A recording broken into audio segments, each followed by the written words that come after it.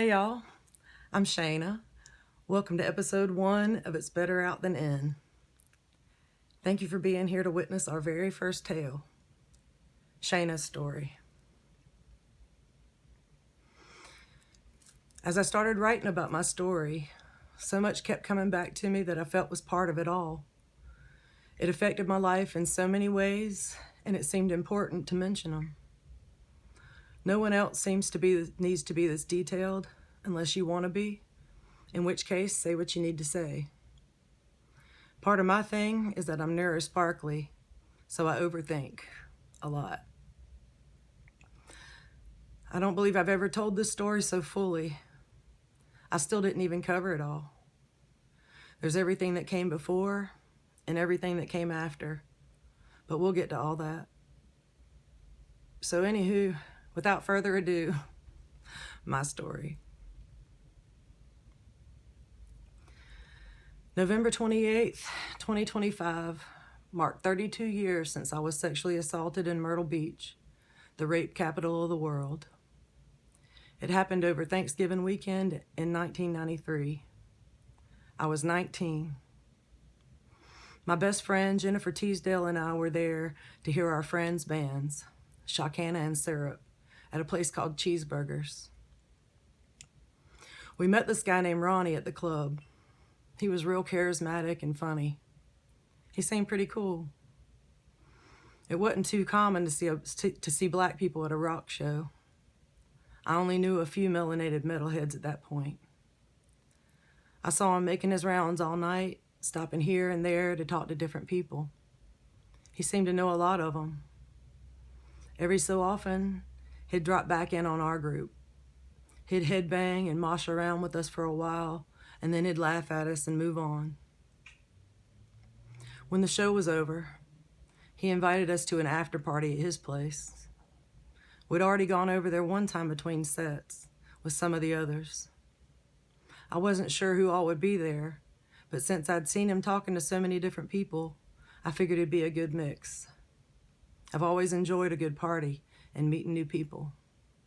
My daddy used to call me Party Doll. I loved to get out of my comfort zone and stray from the norm, so of course I decided to go. None of our friends wanted to go, so Jennifer chose to go with them. We always hung out with a lot of the same people back at home, and I guess that just wasn't good enough for me that night. There was a brief moment when my gut sort of flinched, like I had butterflies in my stomach. It told me to just go with my friends. It was a warning, and I ignored it.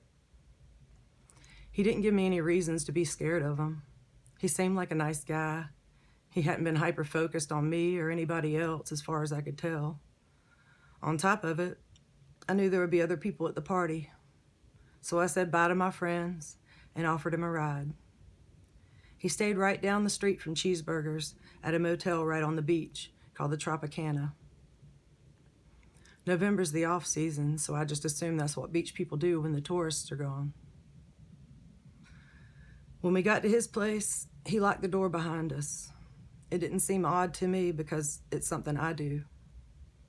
I always lock my door as soon as I walk in. We sat across from each other on 2 beds. It was the only seating in the room other than one wooden chair at a little table. I've been to plenty of motel parties, so it wasn't out of the ordinary to me. We made small talk while we waited for everybody else to get there. 5 minutes turned into 20. I asked what he thought was taking so long. He said they must be finishing their drinks or had stops to make on the way. I started feeling a little skeptical, but his demeanor never changed. He kept right on with the conversation, which was essentially just casual banter about where we're from, our families, my friends' bands, that sort of thing. All of a sudden, he got up and he came over and sat down next to me.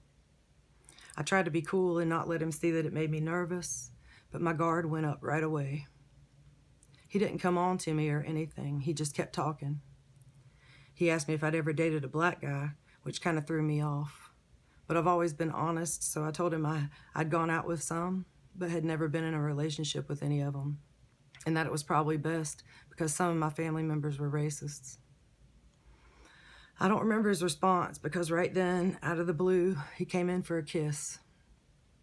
I pushed him away and told him I wasn't looking for that kind of party. He tried again, and I told him no, like I meant it, without the nervous laughter. He came in a third time. I was irritated by that point, so when I told him no, I said it loud and firm. I was starting to get mad. I pushed him away and started to get up, but in 1 second, everything about him changed. It was instant and unmistakable. I'll never forget the look in his eyes as he went from a man to a monster.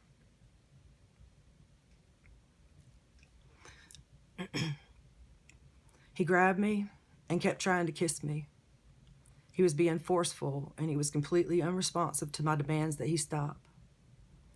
This was the moment I always thought couldn't possibly happen to me. Not me. I was strong. I was a nice person. I was street smart. It didn't matter. My anger turned to fear, and my demands became pleas. I knew it was time to fight, and I did. I kicked him, and I punched him, and I flailed around as he held me down and took all my clothes off. I was able to break free a couple times, and I'd run to the door, but he'd pull me away from it and drag me back to the bed before I could get it unlocked. I clamped my lips and my teeth together with all my might as he tried unsuccessfully to force his penis into my mouth. I used every ounce of strength and every glute muscle I had to keep him from sodomizing me. In fact, my rectum was bruised from him trying so hard. I'm so grateful that I didn't have to go through that. I evaded being penetrated until I was ultimately subdued by the sheer strength and size of his male body. He already had the upper hand because he ambushed me and caught me off guard. I eventually gave up trying to fight him off, but I kept screaming "help" as loud as I could. Once again, though, I was overpowered by his large man hands. He covered up my mouth and my nose so I couldn't breathe. I went into full panic mode when I couldn't get air into my lungs. Anytime his hand would slip and let me catch my breath, I'd scream again. He finally said, "Look, I've got a gun over there. Don't make me use it. I just got out of prison and I ain't going back." I believed him and I surrendered. The only weapon I had left was my wit. As I cried, I started talking to him, trying to reason with him, trying to appeal to his humanity. I begged. I lied. I promised not to tell anybody. They were all empty avenues, but I just kept on trying different approaches. I don't know how I came up with it, but as he was raping me for the second time, I told him that I used to be a prostitute and that I had AIDS, but I hadn't told anybody yet because I was embarrassed. I said I was sorry, but he probably had it now too. I said I would have told him if I had the chance. Right then, as quick as it started, my rape came to an end. Full stop. I was still trapped in there though.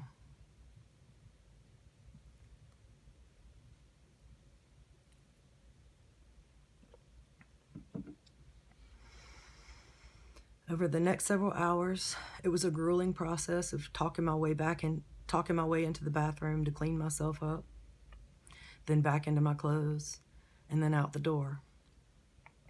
I somehow found the words to convince him that I was actually really attracted to him, and that if he hadn't done what he had, things might have been different.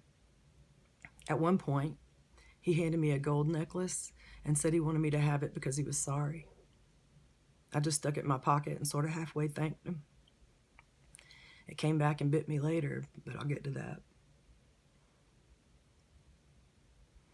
I told him I needed some time to wrap my brain around everything, but I said I'd be back later on and would see where it went. I still can't believe it, but he believed me. He finally unlocked that door and let me walk out of it after keeping me there for 7 awful hours.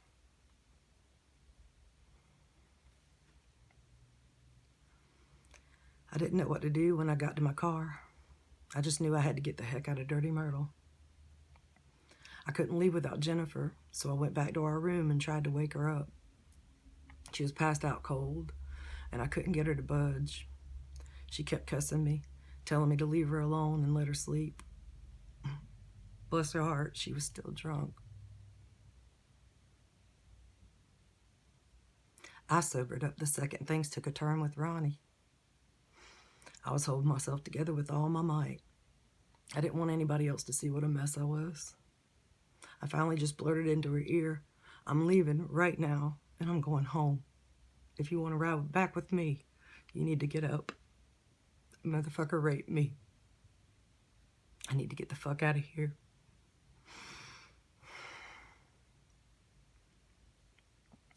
There was another girl in the room who heard me and immediately jumped into action. I wish I could remember her name to thank her, but I didn't really know her well. Before I knew it, she called the police. I had no intentions of involving them or trying to prosecute him, but there it was, happening.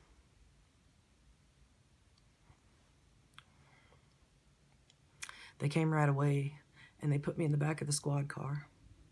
They drove me back to the motel so I could show him which room was his. They told me he was still there, chilling in his drawers, watching TV, like it was just another Saturday night.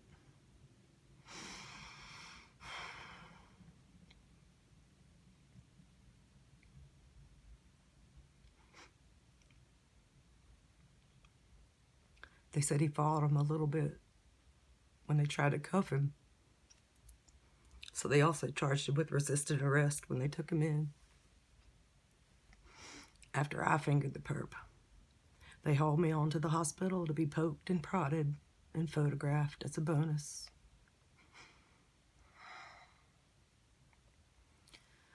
Rape kits are a whole other violation. It's a cold, invasive, and humiliating process. They scraped my mouth, under my fingernails, the walls of my vagina. They took my blood, my hair, my pubes, my pride. They asked embarrassing questions, took all my clothes for evidence, and made me pose for naked photos, documenting every scratch, every bruise, every mark. I had a sexual assault advocate assigned to me, but I don't remember her, although I'm really grateful for the folks who do that work. I only vaguely remember the male cops asking me all those awful things. I don't remember much about the entire hospital visit, or anything else for that matter. I'm pretty sure I was in shock. By the time they got me to the hospital, I was eerily calm and utterly numb, which would come back to bite me with that damn necklace. I submitted to all the humiliation and gave him all my forensic evidence, and all my dignity too. I'm almost positive they gave me a morning after pill, but I can't be sure. I remember hearing the words, "in case you get pregnant." I was on autopilot. Just keep it together and comply. The whole time I was there, I was in a complete fog. I couldn't tell you how long I was there. After all the labs and the stabs and the rehashing, they loaded me back up in the squad car and dropped me back off at the motel. I got Jennifer, and we both got the hell out of Horry County. Yep, Horry County. They call it the rape capital of the world as a joke. Perfect, right? Even my own cousin went to prison for raping someone there. But that's a story for another day.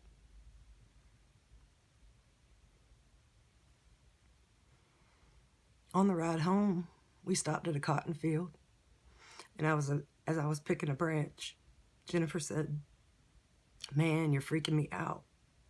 How can you be so calm right now? What the fuck is wrong with you? Dude, you just got raped." My response was, "What am I gonna do? What am I gonna do about it? I can't change it. It's done." But it wasn't done. Not even close. In fact, it was really just getting started. In the months after my rape, I pretty much stayed as high as I could, as much as I could. I had a lot of drunken breakdowns in front of a lot of drunken people. I drank like it was my job, and I did all kinds of drugs. My favorite guilty pleasure for a minute was crack. I loved to cook it up anytime somebody had a bunch of cocaine. I think it reminded me of playing with my chemistry set when I was a kid. I tripped on so much acid and shrooms back then. It was all a lot of fun, except for when it wasn't. Eventually, you gotta calm down. That spring, I was staying with my granddad after he broke his hip. I was supposed to go see Anthrax at the Ritz with Jennifer and Jenny Bobo, one of our other friends, but I decided to stay with Pawpaw. The day after the show, I got a call from my neighbor saying that they'd both been killed in a car accident that morning when Jennifer was taking Jenny to work. Dead Man's Curve on Sharon Amity. I'll never forget the sign in front of the church that sits in that curve. Don't wait for the hearse to bring you to church. They had just changed it that morning. I'd never gotten a call like that, and for some reason, I kept thinking he was joking. It took him a minute to convince me that he was serious. He kept asking why I thought he would kid about something like that. I guess my brain just wouldn't accept it. It was all so traumatizing. To this day, I've never seen bodies so disfigured in their caskets. Jenny had a broken neck and she died at the scene. Jennifer had a bunch of internal injuries. They kept her alive for 6 hours while they tracked down her mom. It was devastating. We had her funeral on her 20th birthday.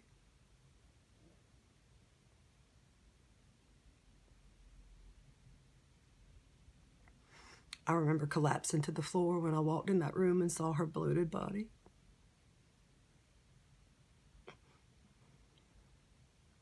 After the funeral, we went ahead and had her birthday party. It was brutal. Her death changed me.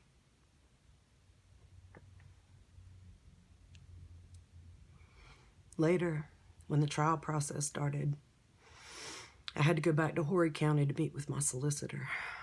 I had to go over the whole gory story again with a complete stranger. Fortunately for me, my daddy had found a bill in the mail that I got from the emergency room. He said he opened it by accident, but I think he was just being nosy. He walked into the kitchen with the bill in his hand and asked me if I got hurt at the beach. I was caught off guard and I couldn't figure out a good lie, so I just blurted out, I got raped. He told me recently that that moment destroyed him. After that, when anybody sat down in his barber chair and asked him how he'd been doing, he'd tell them about my rape. And then those people would usually ask me questions, which I would awkwardly answer. I didn't know back then that I had a choice. I'd never heard of boundaries except in the context of states and countries and maps.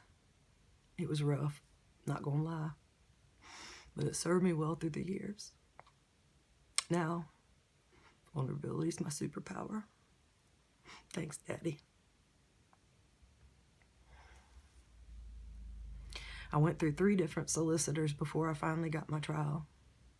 The first one got pregnant, the second one moved or something, and the third one saw it through. Mary Ryan, God bless her. Every time I'd get a new solicitor, I'd have to go over the whole thing again, and would always get to the part where they'd ask if I had any witnesses. And I'd always have to say yeah, but that it was my best friend, Jennifer, and she was killed in a car crash. A double whammy. The trial was ridiculous. They offered me a plea deal, which would have guaranteed that he served 3 months. But I found out that's what happened the last time. He beat the last girl up and put her in the hospital for a couple weeks. She's the reason he told me he'd been in prison and wasn't going back. She took the deal. Pretty much everybody told me that I should take it, too. but I wanted him to have to sit there and squirm while I told my side of the story on the record in front of the court, in front of both of our families and everybody else. I remember his hot mess of a brother pissing in his pants right there in the courtroom. That's one of the moments where I caught a glimpse of Ronnie's own trauma and dysfunction.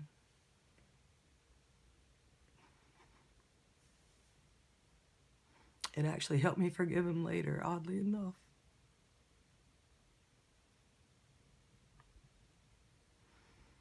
As you can imagine, my character was thoroughly assassinated as usual. I was underage drinking.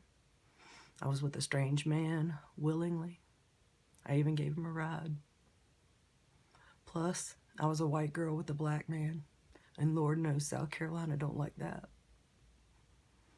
The tears on my clothes, the broken clasp on my bra, the marks on my neck and my body, and all the photos. More than likely, just the result of rough but consensual sex. That necklace was used against me simply because I accepted it. I actually tried to pawn it. I figured it was the least he could do, but it was fake. Of course it was. If I sat there on that stand and said that my attacker had a history of being a sexual predator and that he'd just gotten out of prison for it, it would have been deemed in contempt of court, and they would have struck it from the record. It might have even caused a mistrial. He got to walk out of that courtroom free and clear.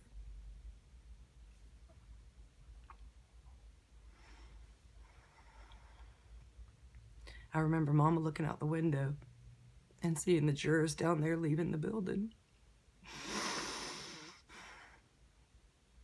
She slammed open the window and she yelled down, "He's done this before, and he's gonna do it again and again." They looked up at her and they laughed as they walked on. She was just another angry woman, another hysterical female. I'm grateful that my mom and my brother were there with me for that shit show of a trial. It breaks my heart that they had to bear witness to all that ugly stuff, though. It was also embarrassing. Victimized again and again and again. There's the rape, then the rape kit, and then the rape trial. They're all traumatic in their own ways. When my case was closed, they offered me the bag with my clothes in it. And for some reason, I decided to take them home with me. And I put them right back in rotation. I did wash them at least. Everything in that bag was almost new when it got stuffed in there. But as they pointed out in court, there were only a few small tears, and the bra only had one broken clasp. That all could have come from rough but consensual sex. No sense in wasting them, right? It must have been my scarcity mindset, a fear of lack from growing up poor. I still can't believe I wore that 5-year-old evidence on my body.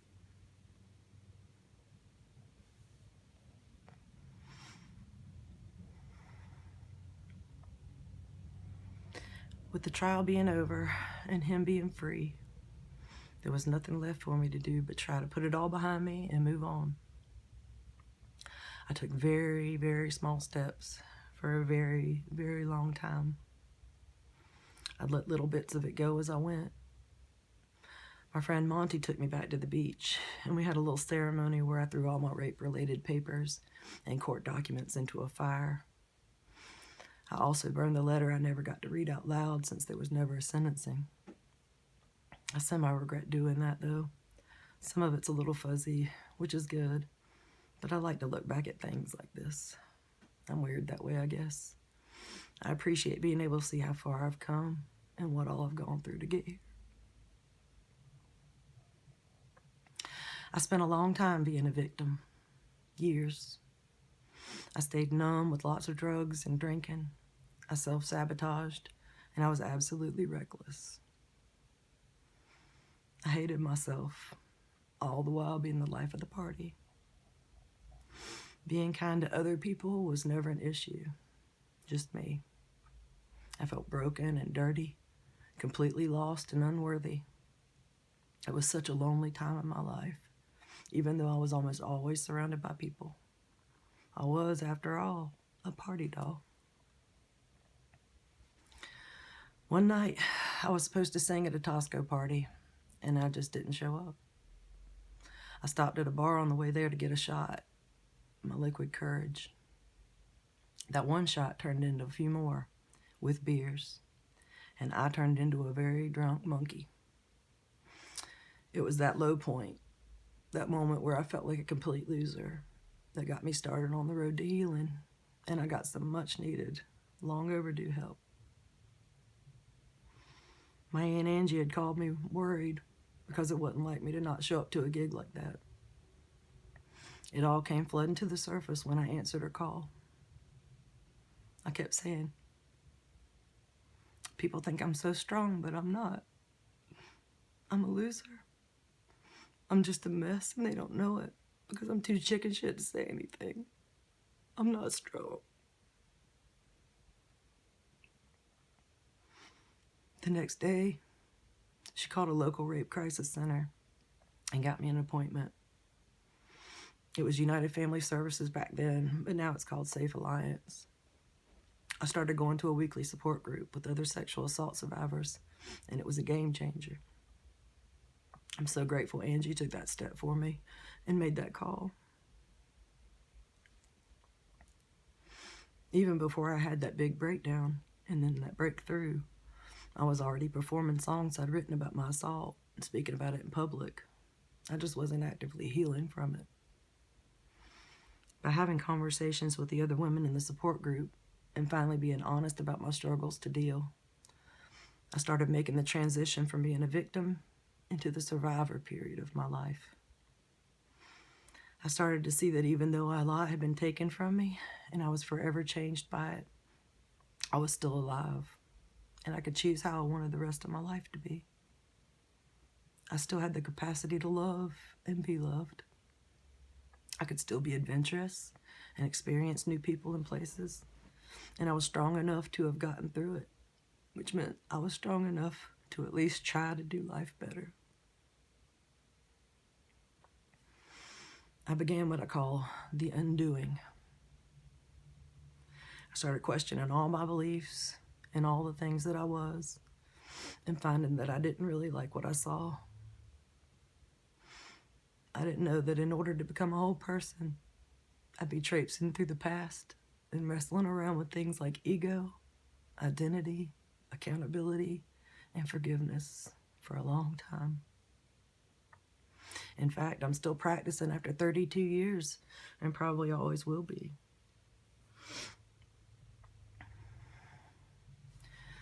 I realized along the way that the feeling I'd had in my gut the night I met Ronnie, the one that tried to tell me not to go to that party, is my intuition.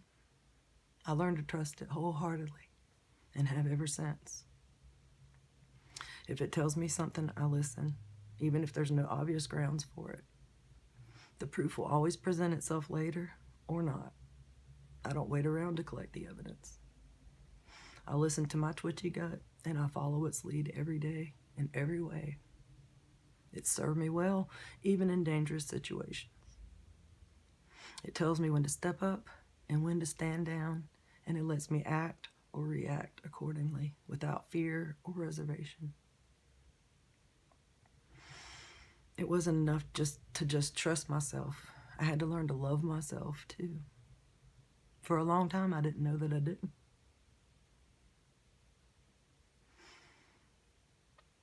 Once I cracked the door to self-love and radical self-acceptance, it busted wide open.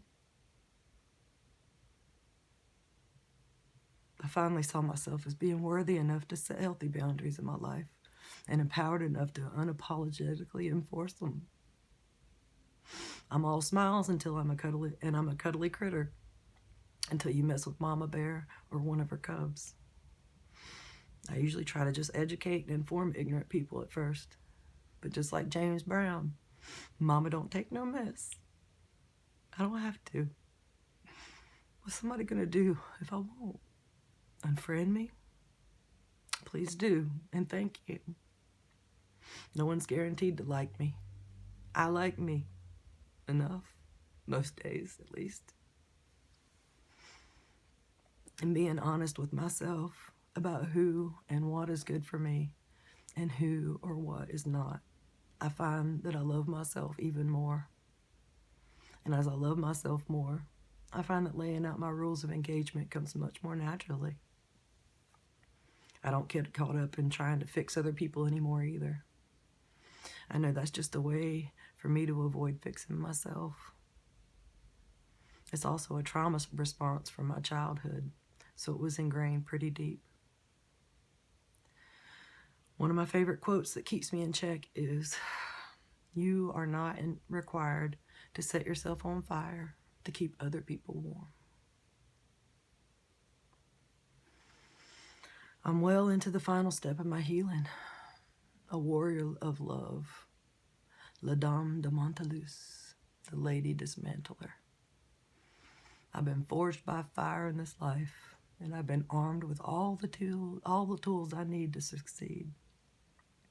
I even have tools waiting for me that I've yet to pick up. I've got the perseverance of the victim, the strength of the survivor, and the wisdom of the war woman in my little bag of tricks, and I use them all the time. One big trick I picked up is the power of deep breathing. Seriously.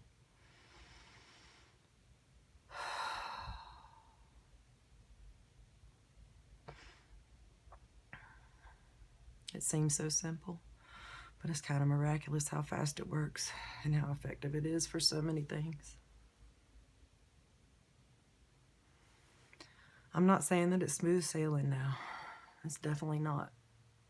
Some days I'm so depressed or anxious or just so scattered that it's hard to do anything. My mind gets itself caught up in cycles and loops. I got trauma brain. It's clinically referred to as CPTSD, complex post-traumatic stress disorder, chronic. But it's not a disorder. I have injuries for when someone or something hurt me. I also have ADHD and aphantasia, which can be induced by trauma. So I've definitely had some challenges. I'm not lazy or stupid or bad like I thought I was and like I was told I was.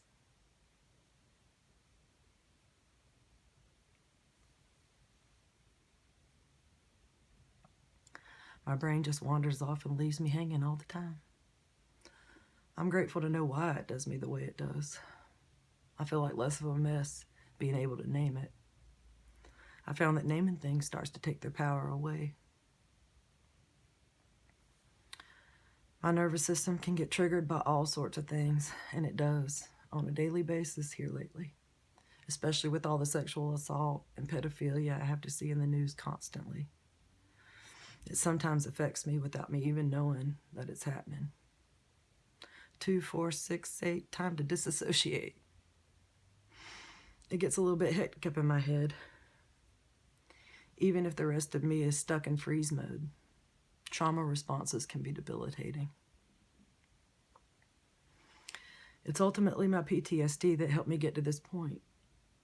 I'm grateful, even though it was painful. For months, after I saw that video of George Floyd getting murdered, I'd be in a crumpled pile on the kitchen floor, crying uncontrollably every single day.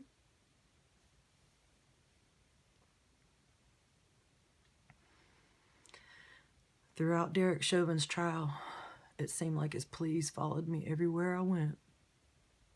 I heard his strangled voice on repeat, coming out of TVs and cell phones, begging for his life.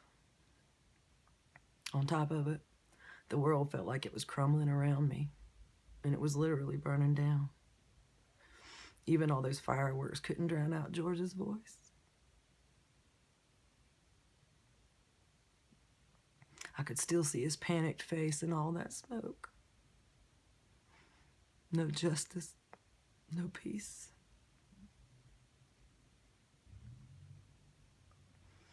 If I wasn't wailing on the floor, I'd be almost catatonic. I'd stare into space for hours. I thought I was traumatized by the video, or by systemic oppression, or from a pandemic with mass deaths, or from my vile breakup with a gambler. There was so much fear and chaos and confusion about so many things. I'm sure I was traumatized by all of it, but I was actually being triggered on a deeper and way more personal level. I didn't realize what was happening to me until that guilty verdict was read, and I breathed a sigh of relief.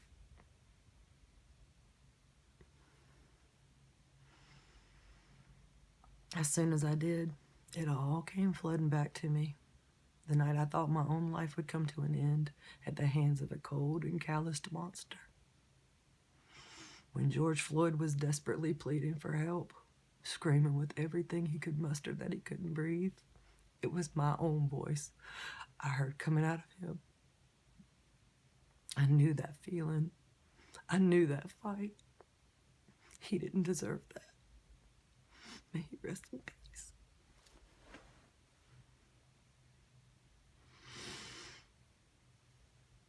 I reached out to my Facebook community for help at that point because I was desperate and I didn't know what to do with myself.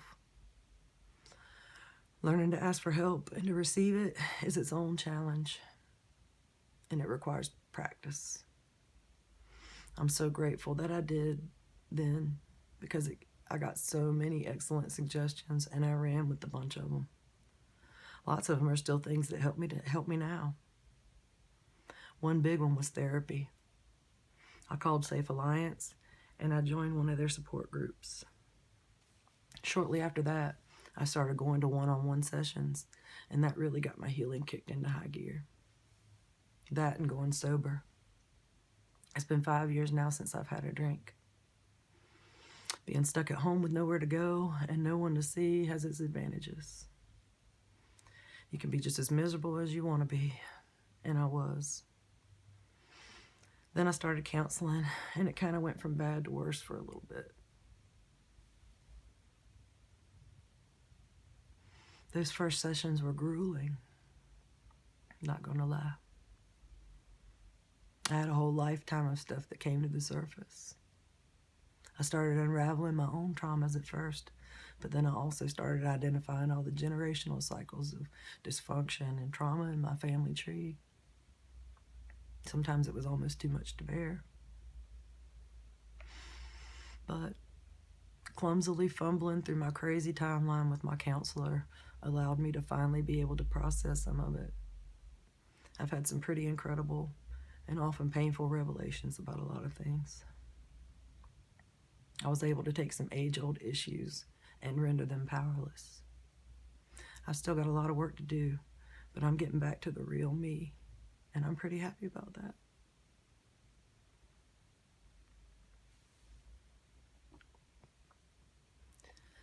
So many parts of my spirit had to split off at different times to hold the pain so that the rest of me could keep going. I've been identifying and then stitching all those pieces of myself back together, kind of like Peter Pan in his shadow.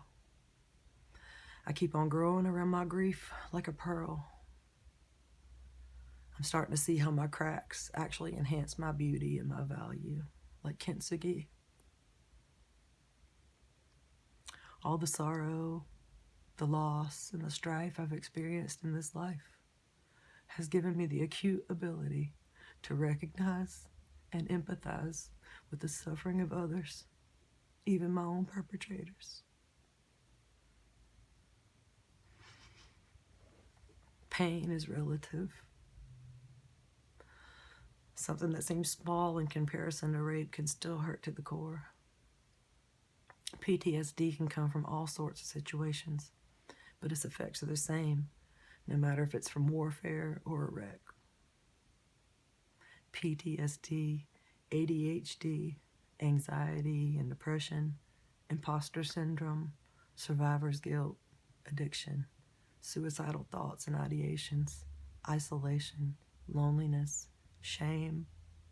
We all got our something, and we all got our reasons. I'm working on dismantling the walls that I built around myself. I'm not always aware of them, but I figure it out as I go with the help of counselors, fellow survivors, and the folks that love me who have been my safe places. My trust issues are deep, but I try to refer back to my gut. This world doesn't make it easy to trust, though. I was hollering so loud the night I was raped, and I know people had to hear me, but no one intervened. Nobody called the police, or beat on the wall, or knocked on the door. Nothing. I have no doubts that the sound of my screams coming from that room was nothing new. How does somebody get accustomed to that sort of thing? Did they get mad because they can't sleep? Did they feel bad for the poor girl doing the screaming? Would yelling fire instead of help have changed anything? I'll never know.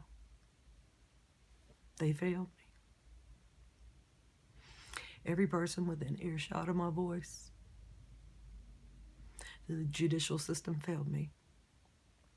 Even the medical system failed me. Once by sending me that bill. And then again, when I went in to be tested for HIV and AIDS. My aunt took me and got herself tested to make me feel better. We were told that they'd only call us if we got a negative result. She didn't get a call, but I did. It took 3 days before I could get there to meet with them. That whole time, I just knew I had it. I was devastated. But it turns out that was just a formality for when they deal with victims of sexual assault. That's a huge factor that sure would have been good to know ahead of time. That's twice I thought I'd die because of Ronnie West Wilson. So yeah, I was failed by the medical system.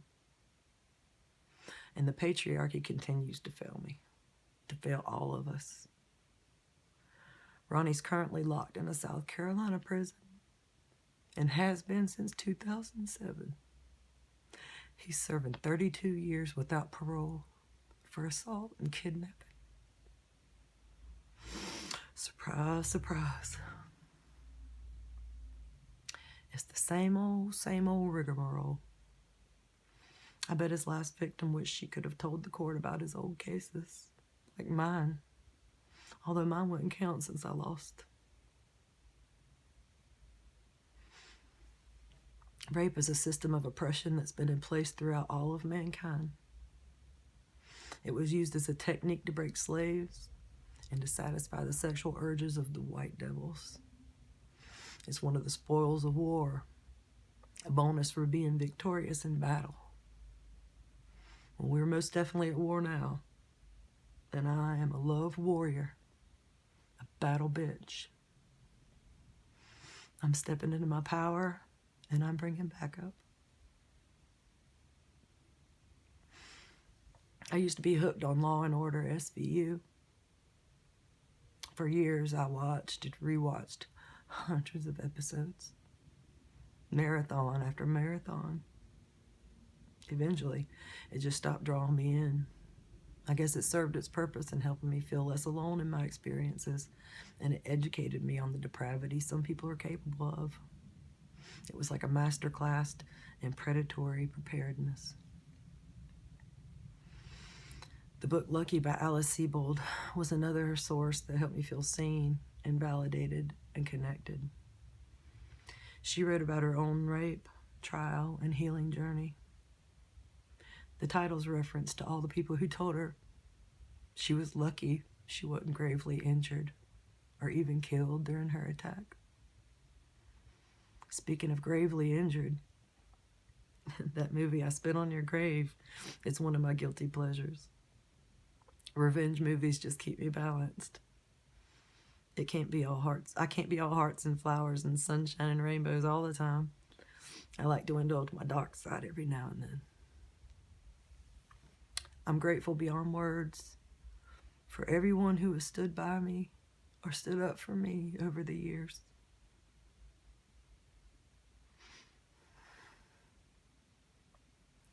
been an arduous journey, but it's been worth it. I wouldn't change a thing, even being raped. I make more informed choices and live more intentionally because of what's happened to me. My life has been made so much fuller by what I've discovered through my experiences and by the people who've come along with these discoveries, who continue to help me grow and heal and discover myself. Some people have the mindset that I should be over it by now, but healing isn't a linear process. It ebbs and flows, and it cycles and spirals forever. And we just keep right on growing around the grief, making our pearls. There's no way to fully explain how it feels to be sexually violated.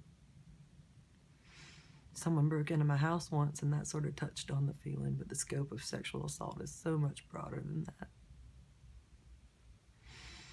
There are so many losses attached to it, so many layers to the violation. I've been peeling them back one by one, and now I'm hoping to use the things I've learned to help y'all do the same. This mess doesn't seem to be going anywhere anytime soon. Google rape stats or go to the RAIN website and you'll see what a mess we have on our hands. I'm trying to be part of the solution for us survivors, but I'm trying to be a big problem for the patriarchy. I don't know exactly what that entails yet, but while I figure it out, I might as well go ahead and recruit y'all for the love army. We're all more powerful than we realize. And once we see it, it's on. I love y'all, and I look forward to telling your stories. It would be my honor to be your voice and your safe place. Yours doesn't have to be long and detailed like mine. I'm just long-winded these days. I got a lot to say about a lot of things. Believe it or not, this isn't even the whole story. There's so much from my childhood that led to me being raped. That's a story for another episode.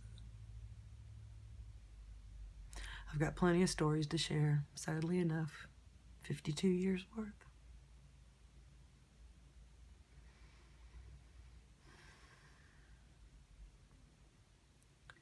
Try to follow the guidelines I laid out, pretty please. But make it your own. I think I covered all my own bases, but if I didn't, I'll get to it in the next episode. Whose twisted tale will I tell next? It's better out than in, y'all. We're healing.